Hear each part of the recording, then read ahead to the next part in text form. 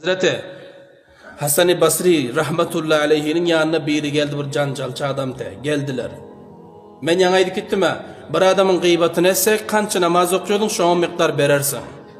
Men bir adam gıybatını ettim, şunu ettim ki kelte, kel, kör, şel bö dedim de misalan. Şonu eşitse şol kafa olacak de. Aytdım mı? Okuyun namaz cumamın sevabını şoğa bererin men. Okuyun ertirin sevabını şoğa bererin men. Eden sadakaların sevabını bererin men. Bir adam gıybatını ettin, ayıbını ettin, şoğa mutabık sevabını ona berip durmalı oluyor, berip durulmalı oluyor. Hazreti Hasan-ı Basri'nin yanına bir nefer geldiler.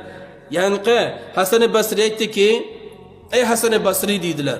Men eşittim ki siz men gıybatımı edipsiniz dedi, bir iki yerde dedi. Men eşittim, siz menin gıybatımı edipsiniz, men izman geplapsiniz, ödeyipsiniz, bödeyipsiniz diye ayıttı da. Hasan-ı Basri olu iş etmiyor hiç bilene. Hasan-ı Basri rahmetullahi aleyhi yankı adamın küftünden tutup ayttılar, karan dedi, kara dedi. Sen al ol mertebe yetişen yok.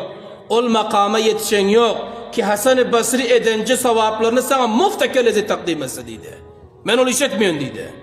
Yani hedef ne ama? Men senin gıybatın etmene bekar kalam yok.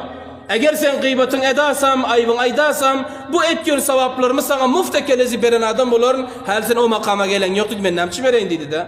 Ana bu mana son ol adam gözüne yaş aylanı düşündü ki Hasan-ı Basri gıybattan uzak bul adam. Etmiyor gıybat. Etmiyor düşünüyor ki.